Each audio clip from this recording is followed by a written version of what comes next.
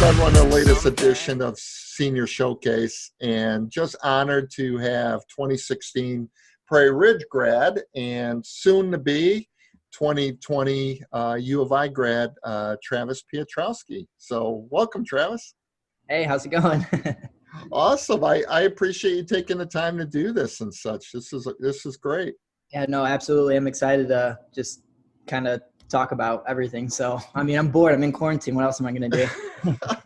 So with that being said, if you wouldn't mind just introducing yourself briefly and kind of sharing what you've been doing the last 4 years at U of I. Yeah, so I graduated PR in 2016.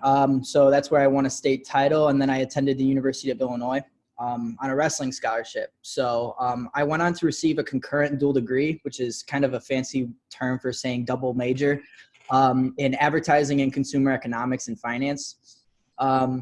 I was a starter on the wrestling team the last 4 years and received All-American honors my senior year. And as soon as I graduate in this next week, I guess, I'll be going into a master's program in the Geese Business School.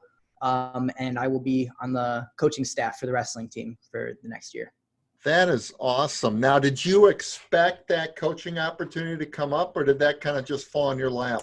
So with wrestling, you always plan on going 5 years of school, no matter what. Like usually you take a redshirt year, but I never had that luxury or I guess like time to evolve into a college student for that year. So when I made the decision my senior year to start instead of redshirt, it was kind of like it was a big decision, but the coaches ultimately were like, we want to keep you around. Like you're like great role model, great leader. Like we want to keep you on the coaching staff. So I guess you can say it kind of fell into my lap, but at the same time it was always part of the plan. Like I always wanted to be there 5 years anyway.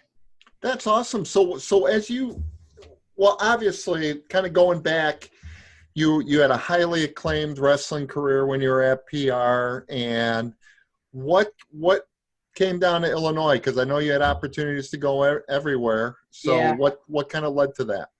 Growing up, I mean, ever since I was like really young, all of my coaches at like clubs were all U of I wrestlers. So it was kind of crazy. So I had Mark Jane my freshman year of high school. He was the coach at the time, and he wrestled on the Big Ten champ team in 2004. Mike Poeta, who's now my coach now at U of I, he was my club coach growing up. So I had, what's his name? Donnie Reynolds from Team Overtime in another club. Like it was, I feel like throughout my entire life, I always had role models that all competed at the University of Illinois. So just from their standpoint, like how good they were in college, like I wanted to be exactly who they were. So I think it played a big part in being at Illinois. And then, I mean, it's Illinois. It's a great education. I mean, yeah. There's not many places else you can go for a better one. No, that's outstanding. And so freshman year, you had mentioned that you had a choice. Was it a choice? Was it what your college, or did they give you the option and say, listen, if you want to still wrestle at 125 this year, or let's redshirt you and start all over? Yeah. So the big problem with my freshman year, so we had a couple guys at 125, and the 125 pounder from the previous year was taking a redshirt year. So really, essentially that spot was open for one of the true freshmen. And it all came down to how each of us performed during the year, during the tournaments, to where they can make a decision on saying, okay, like this is what we're going to do. This is what we're going to go with.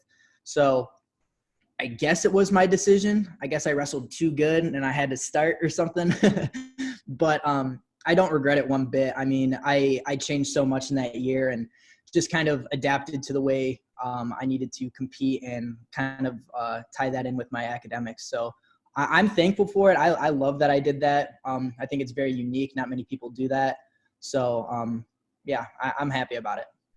Yeah, and you're in a unique position as an athlete to actually now have had your brother join you.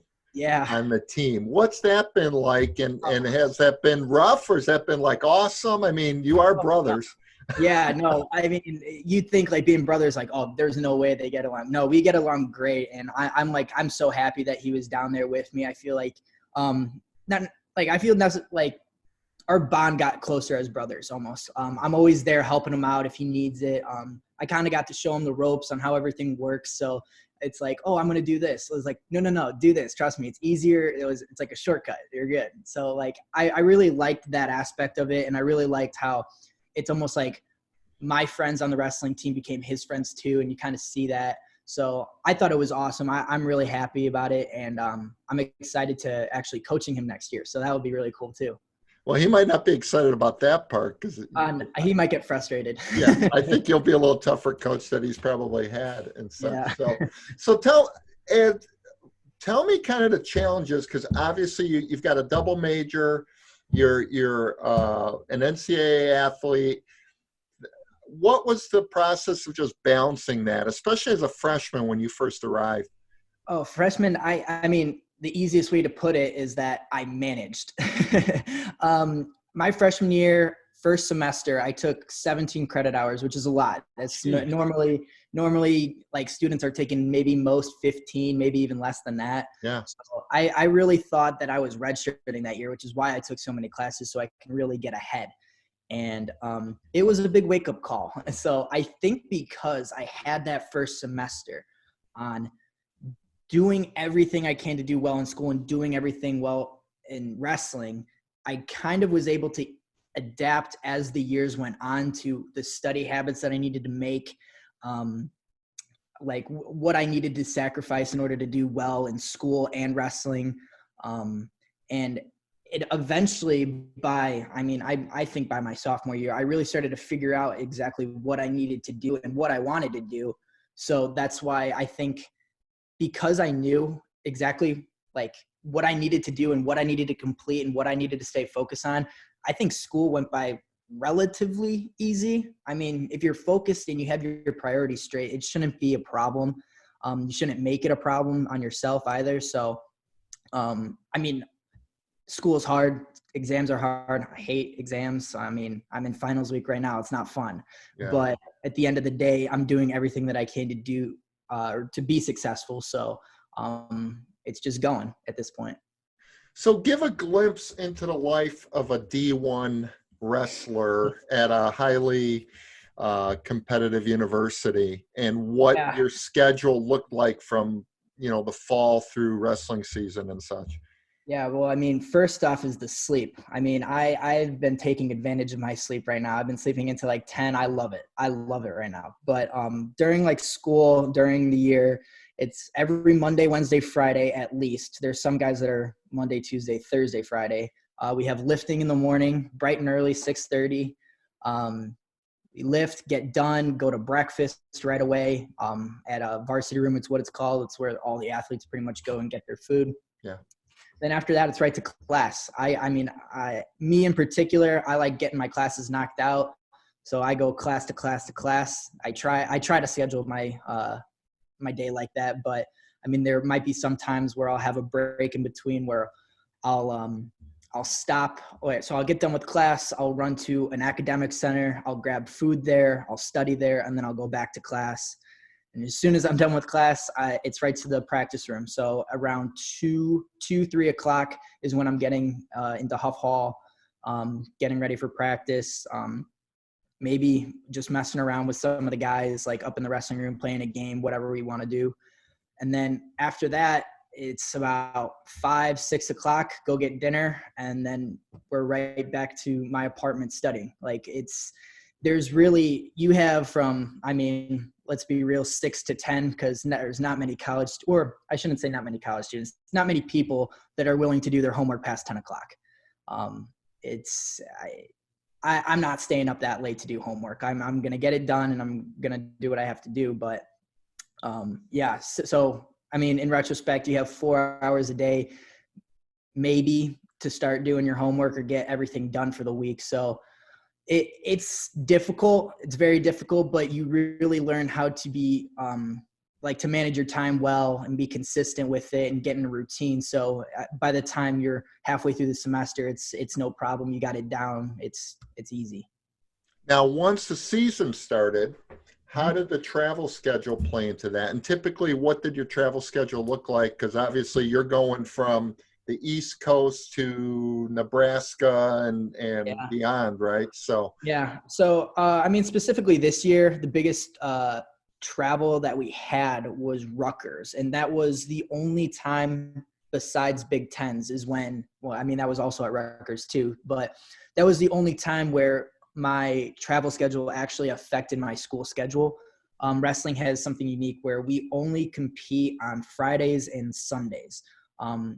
The only time it's over the weekend is if it's in a tournament. So because we had a duel against Rutgers on Friday and Penn State on Sunday, I think it was, we flew out to Rutgers, I think Thursday.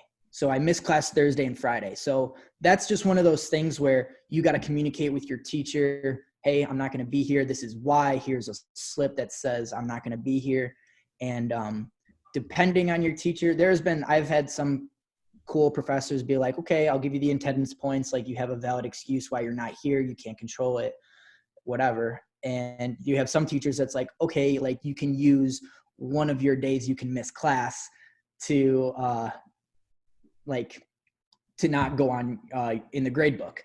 And it's just like, well, I don't want to use that day. Like, what if I need that day for something else? yeah, like when you're sick. Yeah. Exactly. Like, what if I actually get sick? And it's just like, no, like sometimes that's not how it works. Like, you just kind of have to make it up on the fly. Or, I mean, specifically, I had discussion classes on Friday, so I'd turn in a lot of my homework on Friday. I'd have to email it to my teacher and be like, I'm sorry, like I can't be there. Here's a picture, here's this, here's that. And they're like, you're good, that's fine. Like, I just needed to see proof that you did it. Now, in that Big Ten environment, what kind of support did the wrestling program get from like academic advisors and such? Kind of take us into what that looked like for you. Yeah, I mean, anything we really needed, we got. So we have this, it's called Irwin Academic Center. So we get, like, there's a fueling station there is what it's called, where we can get snacks, food throughout the day because we can't go all the way to varsity or a dining hall. So we'll have that. We have advisors, so like our own school advisor and then another athletic academic advisor, so that kind of oversees everything and making sure you're on the right track to graduate, kind of talking to you about what you need to do, what you need to focus on a little bit with that. And then if we need it, we just talk to those people and we schedule tutors. And once we schedule a tutor, it's every single week that day throughout the entire semester to make sure that we don't fall behind.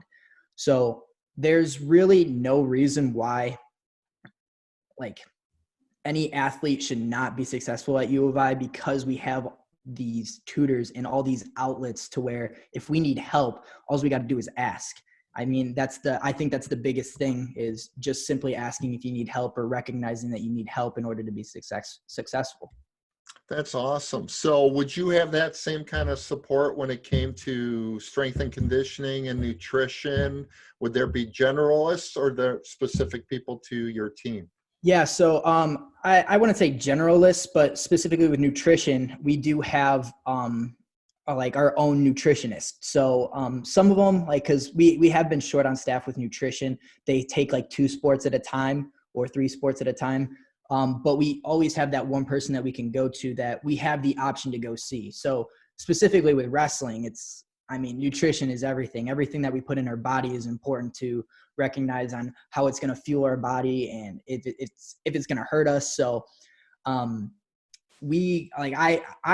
went through the nutritionists a lot and really dialed in onto what exactly I needed to be eating every day, why I needed to be eating it every day, and stick to that routine. So it came down to simple little things as I'm going to have a sip of Gatorade before practice because I know what that's going to do to my body. Or I might be difficult, or I might be heavy on weight, but I know it's going to benefit me in the long run, or something like that. We're wrestlers. We're always hungry. So we always snack at night too. It's like, okay, don't be having carbs or pasta or anything like that. Have protein, because that's going to slowly digest in your system and keep your body or your metabolism moving and that kind of thing. So it was really down to a science and really what we figured out. Now, obviously you've been wrestling since what, 4 or 5 years old? I don't know how old you are. Yeah. So you probably really got in tune with your body and what it took to gain weight, lose weight, and all that. Yeah. You started at 125 and then you ended this year, I mean, your senior year at 133. What caused that transition after 3 years? Yeah. So the original plan was that after my junior year, we did have a redshirt freshman. So he was redshirting that previous year and he was going to come up he's the 25 pounder this past year. So he was really solid, really good. And to have him not in the lineup and to have our 33 pounder at the time moving up, that there was a huge gap at 133. So I made the decision to redshirt at the time because I wanted that 5th year. I still wanted to compete. And in retrospect, I really should have, considering everything going on. But at the same time, I changed so much throughout the year and my mindset and everything. And it led me to be successful this whole past year and get everything that I deserve. So early in the season, I made the decision to pull my red shirt and say, no, like I'm going, like I feel great at 133. Like I'm not cutting as much weight to make 125 anymore. So it's like 133 is nothing to me. I feel good. I want to be out there. And I just rocked it from then. Yeah, and it seems like you did that. And sorry, I'm not going to know your stats well enough, but it seems like this was your best year, right? Yeah. Overall. Yeah, I went undefeated in dual season. Yeah. So, and then on top of it, I'm sorry, I'm looking at some of your stats here on the side. And then on top of it, you made academic all conference, which you can tell that's like a huge. Yeah. You're really proud of that. And it just seemed like here you had this year of transition, but yet you were disciplined enough to make it all click. Yeah, I mean, it's staying focused and doing what you have to do best. Because, I mean, when I was coming to the University of Illinois, my coach said specifically, he's like, if social life is something of importance to you and you're going to be wrestling and you're going to be in school, this is not going to be the place for you. He's just like, if we're dialing in, you really got to have your priorities straight. And ultimately you have to make some sacrifices if you're going to be successful here. And I understood that early. Yeah, and then talking to other college students, we obviously know there's those 3 legs. There's the academics, the athletics, and the social aspect. And so there's a huge sacrifice for you athletes because let's be honest, you got 95% of the folks trying to balance the academics and having some fun on the weekend. And then you guys are like, you know, especially with your what's your body fat, if I may ask, when you were in that shape? When I'm in my peak shape, my body fat is like 5%. Oh, that's ridiculous. Yeah, it's there's some guys that's even lower than that, but I mean, I don't think that's healthy at that point. But yeah, it's so hard to like say that we cut a ton of weight. Like I was cutting about 10-12 pounds. It wasn't like, that was like the heaviest that I've been to 133. And it was, even then it was still nothing. Like it was nothing hard. I was underweight sometimes at practice. So we worked so hard that we would lose so much weight during practice. And if we cut our weight right, it was super easy. So it's crazy how our bodies work like that though. Now, from a social aspect, then your wrestling brothers probably were your social life, right? They were, yeah, they were, yeah. So what's a competitive wrestler do for a good time to kind of unwind during the year? That you could repeat and not want your mom not to hear. You're okay. they know all the stories really. No, so mainly it's relaxing, sleeping, Xbox or PlayStation, whatever they play. And then if we're not in season, it's going out. Like that's mainly what it is. There's not much really that wrestling can do to the point where like, oh, we're going to all go out to eat and indulge. Like, cause we can't do that. Like we can't go get a pizza all together or anything like that. So we had very unique guys on our team and very like level-headed. Like we would always go over to each other's houses and hang out and whatnot. And I mean, even then we're wrestling each other there. So it's like, it's almost like the wrestling didn't stop either. So I I can't mean, imagine how many walls got damaged. I don't know. yeah, there is a lot. There's a couple of chairs that got broke too. So it's like we're crazy like that though, and I think most of the other athletes find us weird because we only are together and we're only beating the crap out of each other. So it's just it was a bond that we all made when we got into the sport and started beating each other up, and like you're sweating, I'm sweating, I'm bleeding, you're bleeding. Like we love it. It's weird. I don't know. Sure. Now, throughout your travels in the Big Ten, was there a place? Now, did you guys typically, was it bus? Was it airplane? How'd you guys usually travel? The only time we really took a plane was to the East Coast. Okay. We So never really, Rutgers or Penn State, probably yeah, Maryland, right? yeah. We took a plane out there, but other than that, we would just,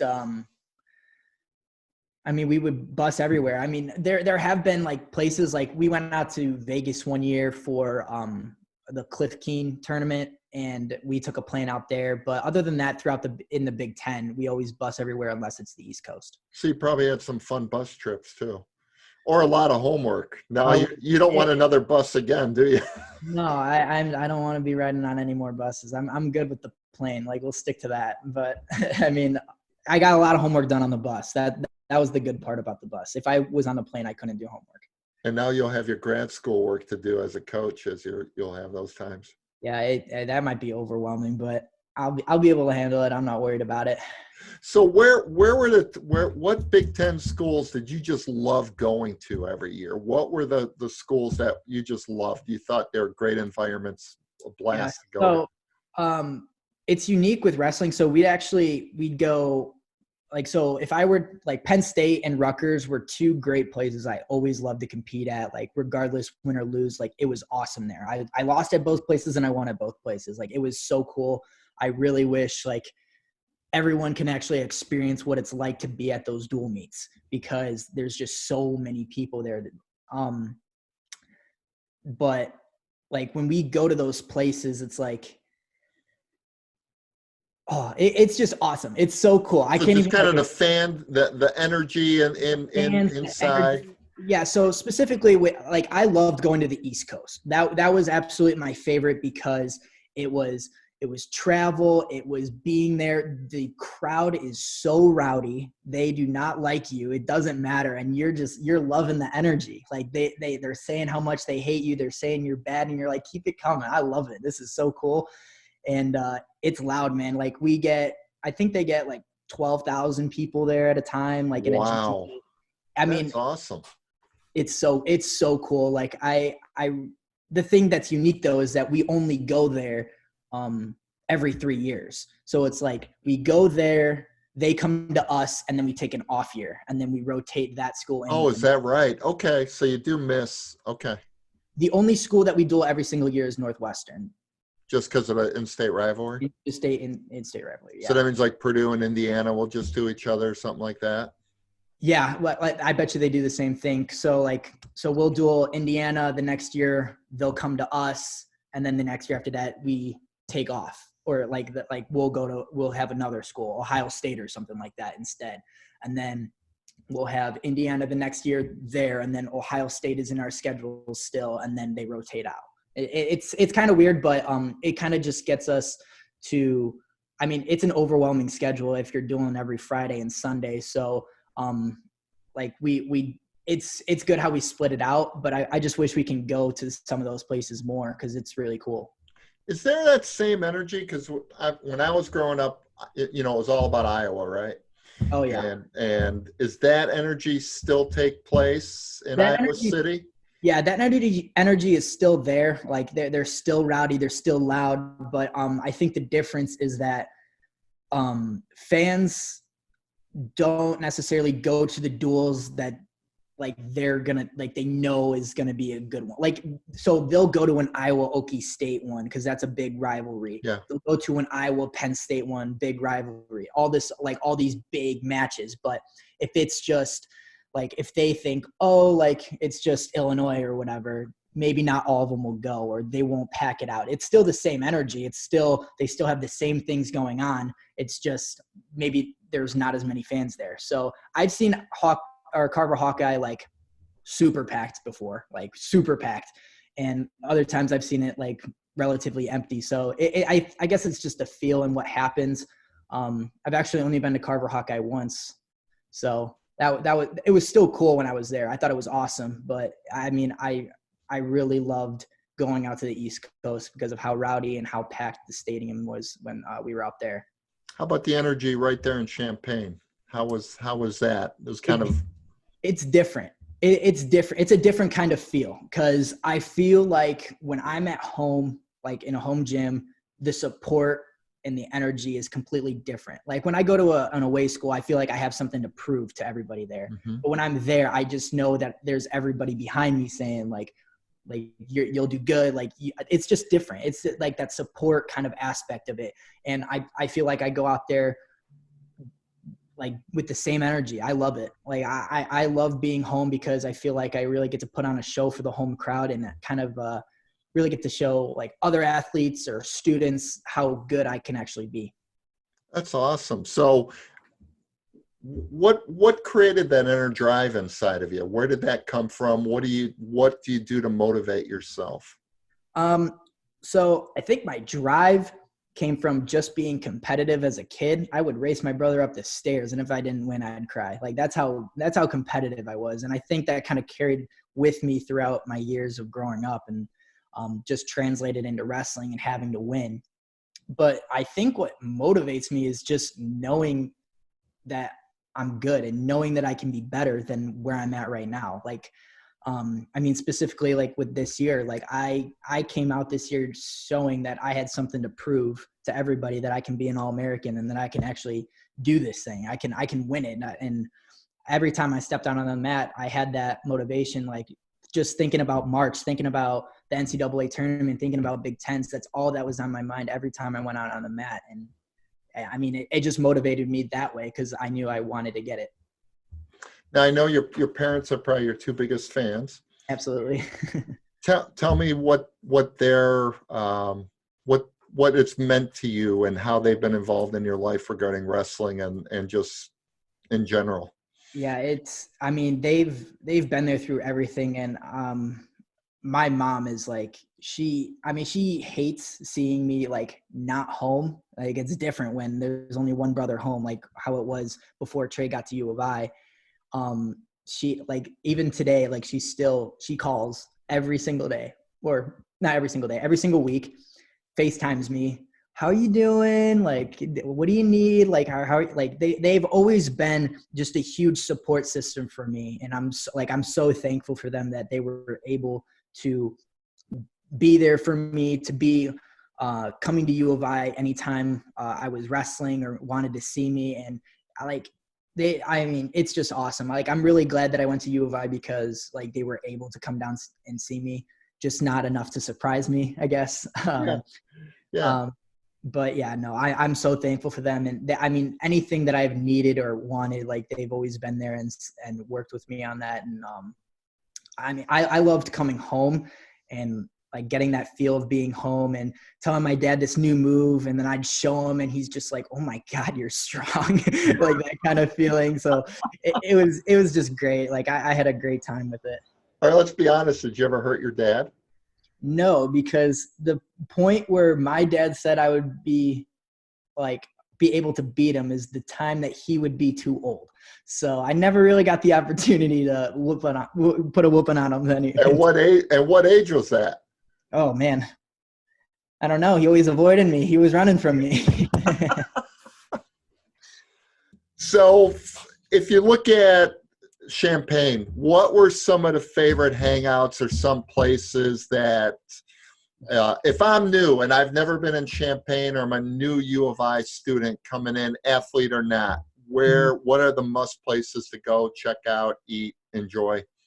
I mean, eat. It's like I feel like there's just everything down there. Like honestly, like I'm a big food fanatic, so like I'm always trying to find the next best place. And there are so many places down there that you can go, have to try. Like specifically, I'm gonna point this one out because it's great. It's Fat Sandwich. I don't know if anyone's heard of it, but it's this huge sandwich. Like bigger than a Jimmy John sandwich, like a little bit bigger than that. And they stuff it with chicken tenders, mozzarella sticks, eggs, bacon, fries, all this like food. And then they roll it up into a sandwich. And it is so good. It's so good. It's probably 12,000 calories in a sandwich. Where is that? It's off of John Street. I think it's John and 6th, maybe John and 5th. Is that place been there for a while, or? Yeah, it's been there for a while. It was always right by the old Cams. So like they built up a new Cams now. I don't know if you knew that. But by the old Cams, like right by campus, there was a fat sandwich like just down the street. So Wow. That's like one of those places. It's like a must to. You got to go and try it. And at what point of the season are you eating there?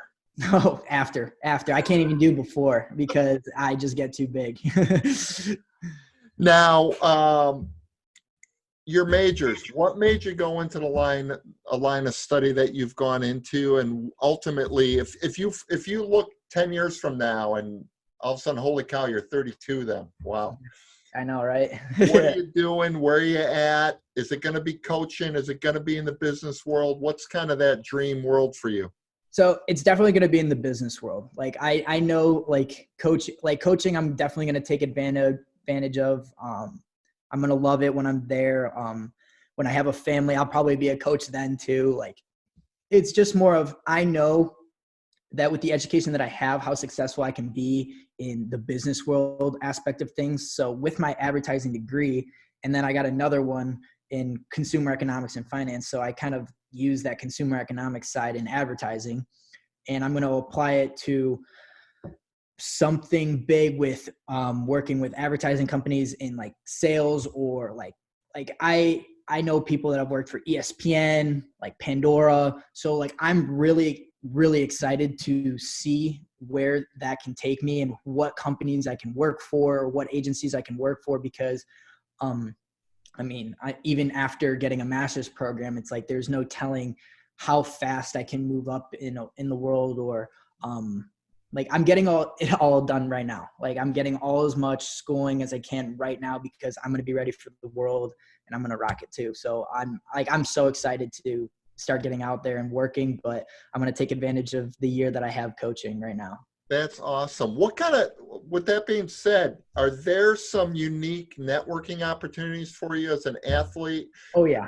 Is it just through connections or people that, let's be honest, you've busted your butt, so they know you've got the discipline, they know you got the work ethic, and people also like the fact that, hey, this guy was a D1 athlete. Yeah. So just solely going to the University of Illinois, there are so many connections, especially in the Chicagoland area, Sure. that people are very successful in their business, and then they see you went to U of I and they immediately want to hire you. Like that's just how it is. It's really easy. But just as a student, there's so many networking opportunities that they have where they bring in big Fortune 500 companies, and you could actually go and talk to them, apply for an internship, a whole bunch of stuff. So because we're athletes, some of the times we can't go to these events. So the athletic department actually goes out of their way and gets some of these Fortune 500 companies, maybe not all, but a lot of them, a lot of the good ones, a lot of big name companies, and they bring them into an athletic event where they know that all athletes have the ability to go. So they schedule that, and then it's just athletes talking to all these people. So, and not saying like we're better than anybody else, but a lot of the recruiters of all the companies are saying how much they like to talk to the athletes and how they get their perspective on things, because we just have a different mindset. We're programmed differently. Just the way our work ethic and the way we stay disciplined and what we have to do and how we'll do anything to succeed. It's a big factor in why it's so easy to hire an athletic guy or an athletic girl to work for their company. Now, so what's that ideal job then look like? Do you kind of have a vision of it when you start picturing it? I don't. I really wish I did, because I just want to get there as soon as I can. Yeah. But I know ahead of time, like right now, that the first three years of me working wherever I'm at is going to be a lot of work. I already know that from the bat. And the only reason I'm not worried about it and I'm looking forward to it is because I've wrestled. I know what hard work is. I know to the point where like you want to cry, you just want to lay there. You don't want to do anything. Like I've been at that point before, but when it comes to like school, it's like, it's the same thing. I've been at that point where you just want to give up, but I didn't. So I think when I get into the workforce and actually start like getting involved with business, I know I'll be successful. I'm not worried about deadlines or what I have to do because I've wrestled. Like a quote that has been said throughout time is, once you do wrestling, everything else in life is easy. And I 100% wholeheartedly agree with that statement, because there is nothing that you will do in wrestling that is harder than what you're going to do outside of it. That's awesome. That's Yeah. awesome. Why advertising? I originally was going to go into the business school for finance. So the biggest, I think, turning point in my college life, I guess, was that I think it was like a 3.5 GPA in order to get into business school. And I ended up getting a 3.2.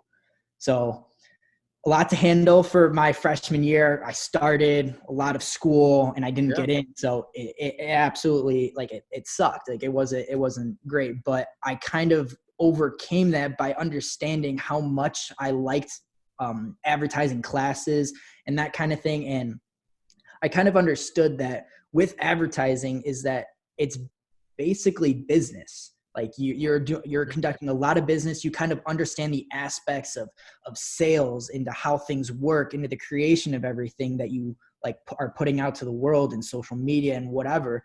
And I really enjoyed that. I feel like I'm, I guess, tech savvy, if like whatever. I think our generation is tech savvy, but I really think I have a good grasp on how I can really evolve a company or evolve technology into a company to be successful. Like I'm just like, I'm really excited about the business aspect of everything, and I'm really good with people. So I'm not worried about meeting anybody new or being intimidated by someone, because that's just not who I am.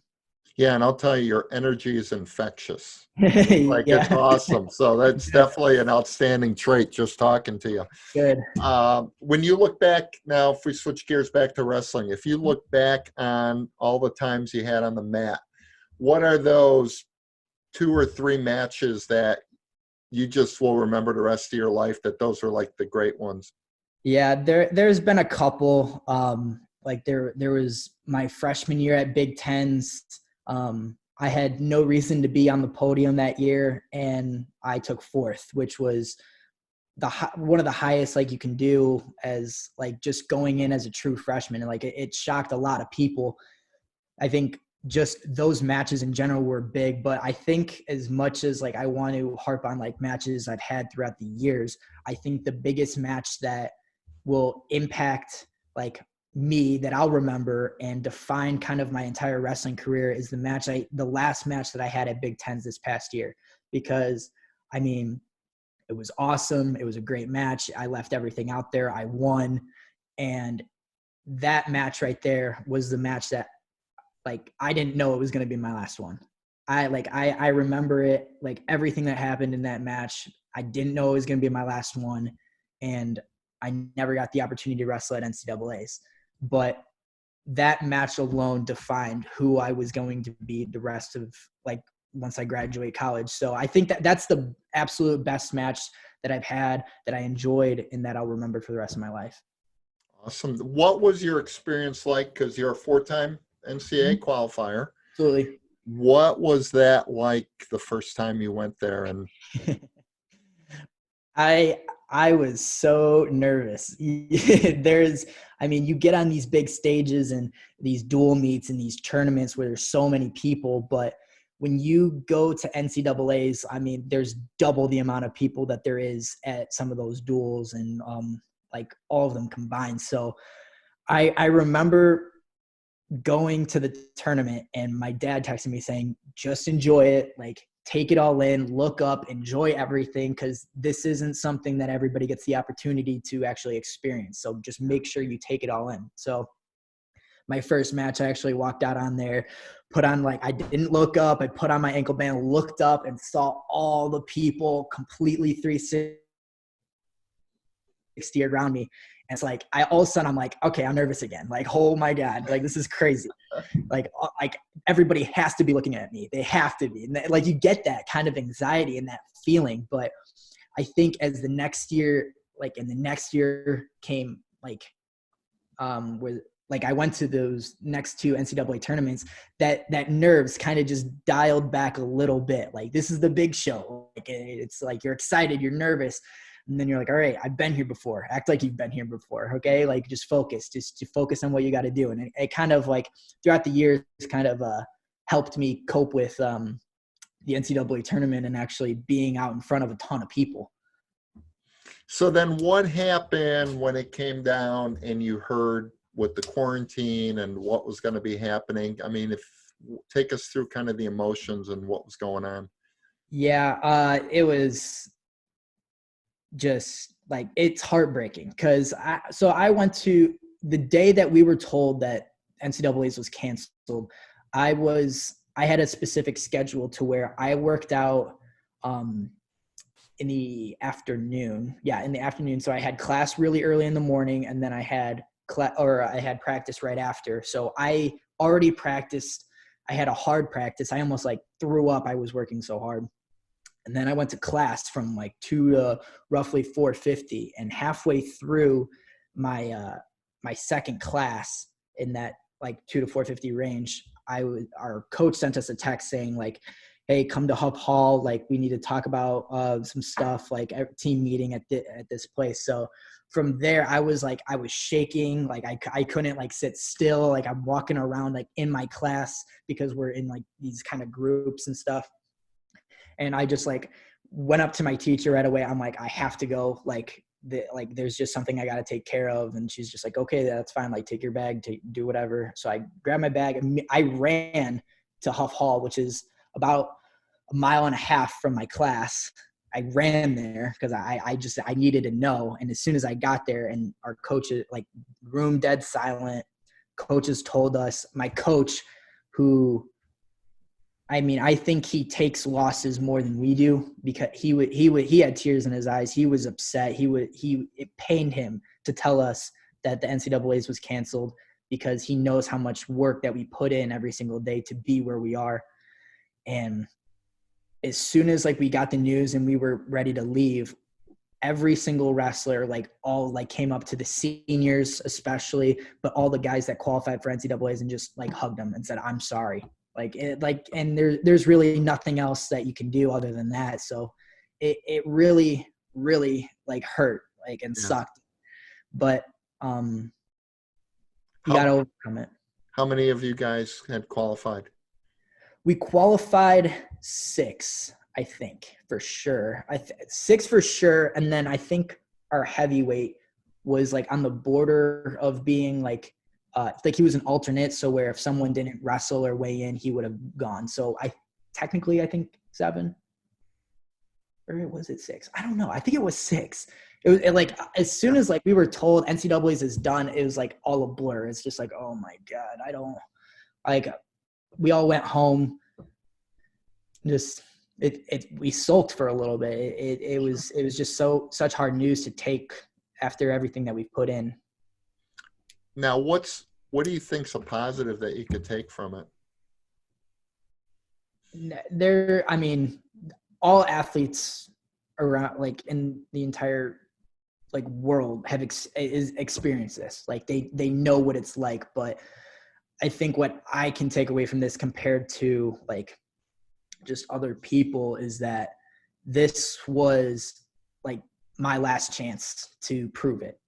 It was also Joey Gunther and Eric Baroni, like, those 2 guys, both Illinois guys.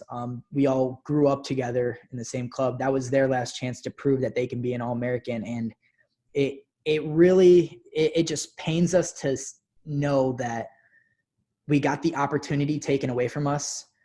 Like, they made the decision for them, and like, I get it. I understand why, but if I even got the opportunity to wrestle, if I went 0-2 and I didn't All-American, I would have much rather had that happen than not be able to compete at all. Sure.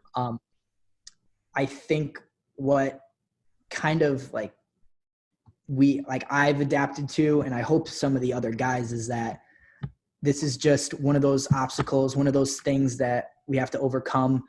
This is part of adversity. This is part of being disciplined. This is part of like wrestling. Like, you're not guaranteed everything. You're not, like, once you go out there, you're not guaranteed the win. So I think it's just more of a life lesson other than like a negative aspect. I think we're all taking away something from this. And I think in the end, it's going to benefit us somehow, whether that be finding our purpose in the business world or finding our purpose in, like in wrestling, if we're still continuing and that kind of thing. So, I think that was the biggest takeaway, is actually like finding my purpose and finding like, or staying hungry for the competition in something else. So, yeah. That's a great perspective and example, because obviously, you had the ability to compete at the college level, and we've got a lot of these high school athletes that spring sports just kind of ended their opportunities. So I think it's encouraging that you're sharing that. Yeah. If you look back at your time at Prairie Ridge now, mm-hmm. How do you feel your time there prepared you for U of I and moving forward? I think PR was very unique compared to other schools. Not necessarily saying like other schools weren't as prepared as we were, but I felt like there was some teachers at PR that like really emphasized what college life is going to be like almost like they taught like a college professor, and kind of like we had to adapt.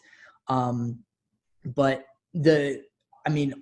pretty much all of the PR teachers that I had, I really enjoyed, because they made the effort to understand I didn't understand, and like showed that like, okay, you don't understand, this is why. Like, they all cared for our education. And I think that was very unique to PR.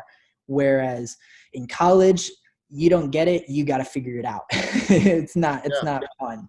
But I think that was a big difference, and a real big reason why I was successful was because, again, like, if you don't get it, ask for help. If you're not doing well, ask for help. And I think if we went out of our way and actually talked to the teachers and saying, I don't get this, I need help, they would help us, and they would make sure that we understand it. That's awesome. What are there particular teachers that you think about now, or even communicate with now, that definitely had that impact on you? Yeah, I don't talk to like many of the teachers anymore. I'm at that point where I think I'm 4 years out of school. Like, I don't even know if they remember me, but I know some do. But sure. So I don't really keep in contact with them, but all of them are awesome. So I'm going to run through them real quick, because I wrote, you got a list of them. Nice. Wrote them down because I knew exactly like who I wanted to say that really changed my perspective on school and kind of like encouraged me to actually take something away from it, other than just trying to learn it and then right out the window and forgetting about it. Mrs. Buck, she was a math teacher, algebra teacher. She was one of my first ones too. Great. Loved it. Mrs. Kozlowskis, another math teacher. Mr. Sinise, long beard dude. Oh, I need to go into PR once it like opens back up at some point and make a stop to all these teachers. Yeah. Mrs. Powell, she was my creative writing teacher. Yeah. Mrs. Otto, she was the one that really taught like a college professor, and kind of like hey, like, read this. Here's the exam. And it's just like, okay, well, none of the stuff that you taught us is on the exam. She's like, okay, but it's in the reading. And it's like, okay, well, I need to go out of my way. I really need to take advantage of these readings. I really need to take advantage of everything going on in lecture and understanding it. And then all of a sudden it's like, okay, I get it now. Mrs. Lee. Yeah. Senora Lee. Yeah. Yeah. Senora Lee, Senora Grote. Like those two Spanish teachers, I loved Spanish in high school. And I think if you told me to take a Spanish class now, I would say no, not in a heartbeat, because I'm good with Spanish and I'm done now. Yeah. Mr. Carblum, he was my freshman English teacher. He was kind of like, he put a good twist on what we can do in class with readings, with understanding books. He was always a great time in class, like never like boring or like wanting to sleep through his class. Cause I've had, classes that are like that, where you just kind of like sit there and fall asleep, but he was great. And then Mr. Wadlington, who kind of gave me the perspective in sociology I think it was my senior year. Yeah. My senior year, on how it works and how that sociology doesn't, or like his class doesn't necessarily need to be all homework assignments and all due dates and all this other stuff, but to actually take something away from what he's teaching and learn about it and apply it to your life. That's awesome. Yeah. That's awesome. So that's awesome. Now, what made those people stick out? What that they came to mind as you reflected? Yeah, some of them, it was just the way they teached, whether that was maybe not assigning, like there's like only a couple that are like this, but whether it's not assigning homework, assigning our own due dates, or how they taught, how hard they taught, but in the aspect of this, I'm teaching it this way because this is how college professors are going to teach it. If you need help, reach out, but this is how people are going to teach you how to do stuff like this. Or a teacher pushing me to be more creative, or be engaging, be more engaging. Like all these teachers had that sort of impact on me, or even just interested in my social life, like where I got to actually like talk with them, like maybe not about school and it was about wrestling, or it was about my future, something like that. And so I think all these specific teachers just made that much of an impact on me to where I am now. That's awesome. They work, I know like how hard they work. So it's like, my mom's a teacher, so I can only imagine what they're going through right now, and like quarantine and that kind of things. But I know that all of these teachers have made the impact on me to really take something away from my learning, other than just throwing it out the window, or even my attitude towards learning. So I'm thankful for all those teachers. That's awesome. Now, when you were, obviously wrestling was huge in high school, what other activities or clubs were kind of an important part for you that you were involved with when you were back at PR? Oh man. So the weird thing is that I wasn't really involved with much. It's mainly because how demanding the sport of wrestling can be. And as much as people say, oh, it's a winter sport or a fall sport, we're working year round. Like we don't stop. Like that's why we're down at school. I guess not now, but we're down there every summer training. So we go from June till May, and then we go home for like 2 weeks, and then we come back. Like that's pretty much what has gone on throughout my entire time being there, except this year, which is kind of weird now because I'm not down there. I'm usually down there. Yeah. But like I do remember a certain Guy Palm routine you were pretty active in. Oh yeah, I was gonna say like they're me and my friends, we made the most of high school. So we did have some friends on like the Palm squad and that kind of thing. So we all actually took like their uniforms, all like different, and we all wore them at school during, I think it was like I think that was homecoming week. Yeah. Yeah, homecoming week, my senior year of high school was absolutely my favorite.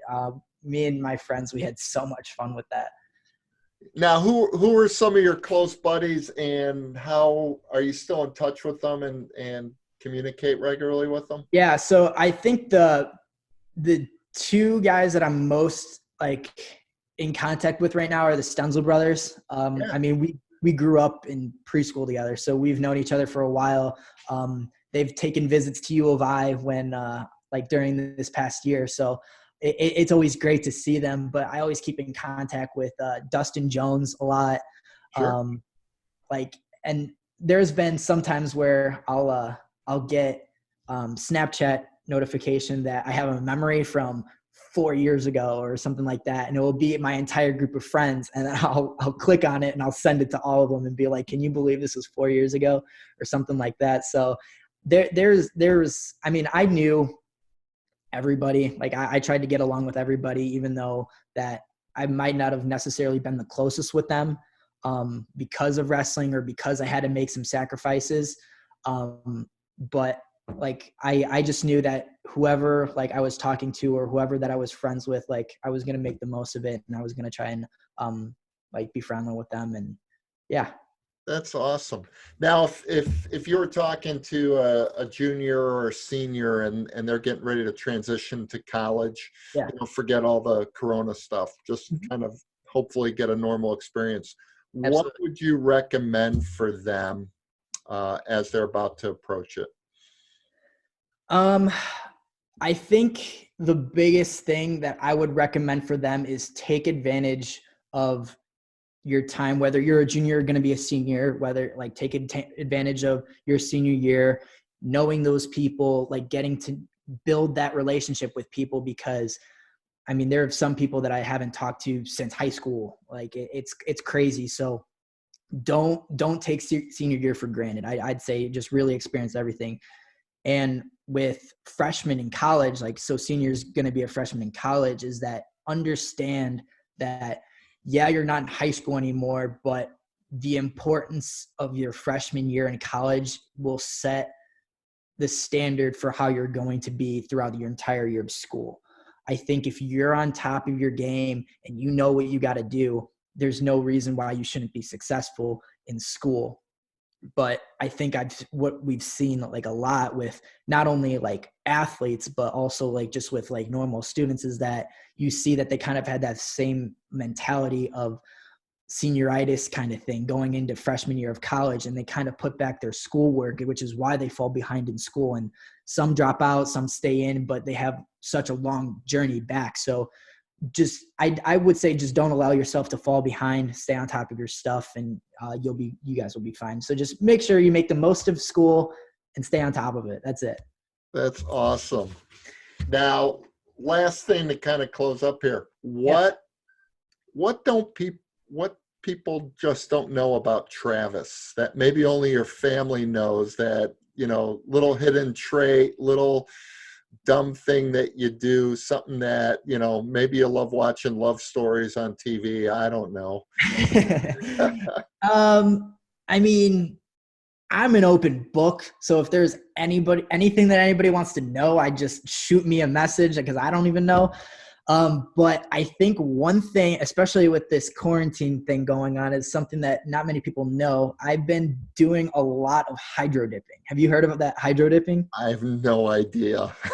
Yeah, I've watched it on like social media and TikTok and whatnot, and I got into a thread of just understanding what hydro dipping is and how to do it.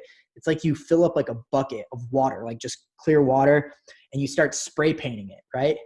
And then you dip like something in it, and it like comes out with like that paint and that design. And then you get the water like around it or gone, and then you pull it out, and there's this whole design on it.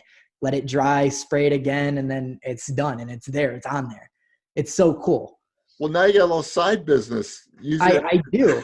I got so bored like throughout this quarantine that like I went to Walmart and I bought like $5 cases, and I was just like, I'm gonna see what I can do, and just start dipping them. I started grabbing shoes and stuff like that. My mom's like, don't grab those. I'm like, sorry, like I just want to dip one of these, like that kind of thing. So it's unique. I highly recommend that people go check that out. But that's pretty fun. cool.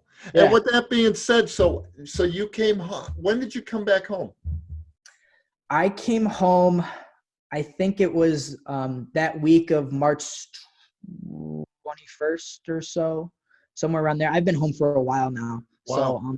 So I've made a couple trips back to Illinois. Like one on my birthday. We went down there because I just wanted to get away from home and kind of like stick with some friends and that kind of thing. Yep. So I did that. And then I also went down recently to just grab some clothes that I needed. Like I realized that, oh yeah, it's going to get warm soon. I should probably grab my shorts that are at school. So I've made trips, but other than that, like I've been home for a while. Got it. So have there been any Piotrowski traditions that have come out of the quarantine now? I think one thing that's unique that we've been doing is actually like the wrestling team started doing it's like a video tournament, kind of who can create the hardest workout that's most creative. And we're all sending it into each other. We made this huge bracket board and everything. It's actually pretty cool, and it's a fun way to kind of still stay active during quarantine. So me and Trey, we've gone on runs together. We've ran up hills, like carrying each other up the hill. We've done push-ups upstairs. Like we've been staying active. And I think that's something that has come out of this quarantine, is that me and Trey both have like started to work out together and kind of like adapt, I guess, to the quarantine. And has it even brought you guys closer together? Oh yeah, absolutely. Like we hang out like every single day. It's almost weird if we don't see each other. So That's cool. Your parents are definitely going to miss you guys then. oh my God. I think my mom said at one point, she's like, oh, I'm so glad like they're home. But at this point, it's like, you guys are cramping my style kind of thing. I'm like, all right, take it easy. We'll get out of your hair soon. Don't worry. All right. Last one, since you love food, what's been the go-to takeout place for you guys? Absolutely Chipotle. That hasn't changed since high school. I used to go 30 times in a month. Like it is crazy. Like You can't I love go it. wrong. No, absolutely not. Same thing every time too. I don't get sick of it. I love it. I love it so much. Well, at U of I, you got a couple you got a Moe's right outside of town. I think. Yeah, we have a Moe's, we have Pancheros, Chipotle, Qdoba. We have all of them. Chipotle though. Chipotle for sure. There you go. So, hey, it has been a real pleasure to get to know you. I appreciate you taking the time. And like I said earlier, you've been a tremendous example of kind of determination and hard work on and off the mat. And, definitely a tremendous role model. And just reflecting back on some pictures of when some of our PR guys went downstate, you took the time to get some pictures with those guys, and I know that's real important to them. Oh yeah, no, it's awesome for them, and like I know like how happy they are like to be there, but I think they don't necessarily understand where they can be after that. So I'm really excited for all those guys, and I'm excited to see what all PR sports can do. Like I follow PR all the time. Every time I see it, it's like, oh, this person's going to state or whatever. It's like it's awesome. I love to see the success come out of PR like that. Well, you may want to on the side give Mr. Kolblinger a little bit of grief, because the wrestling coach at Whitewater contacted him and he's like, I don't know, we'll see. Yeah, I think it's the weight cutting issue. Nobody wants to do that, and that's a big hump to get over. So yeah, I could imagine. So, hey, thank you so much. Awesome. Well, thanks again, Travis. Best of luck to you, and good luck coaching your brother. Yeah, absolutely. Thank you so much. I'm excited. All right, God bless, man. See ya. Yep. You too. Bye. See ya. Stay safe. Everybody just clap your hands. Clap your hands, everybody. Everybody just clap your hands. There was one. That you're gonna get professors that are awesome that really make some sort of impact on you. But I think with this teacher, specifically, so it was called the Sandage Project is what it was called. His name was Professor Marone. I don't know his first name, but what he did was he started his own advertising agency, and then they created a whole bunch of campaigns for different companies or whatnot. But in this project, we actually revamped a advertising program, or God, what did we do? One of the examples that I know he said that we can do was McKinley Health Center. It's basically our health center at school that all students go to if they're sick, that kind of thing. Mm-hmm. And they wanted to kind of promote vaccines and getting your vaccine and whatnot and like that. So we actually did like you would do like a whole report on what they're currently doing, what they can do. Like, here's our input on what you can do. Here's some of the little write-ups or little like creatives that you guys can proceed with if you choose to. Here's the budget if you want to do this. And then we actually sat down and talked with them, and then to be like, okay, I like this idea, run with this one. And then we kind of like really go into depth on that one and kind of blow it up. And for some, like, they would actually use that and use it on school buses or use it as their campaign for something. So it was just kind of cool in a real life situation on what like we can possibly be doing. Oh, that's awesome. Yeah.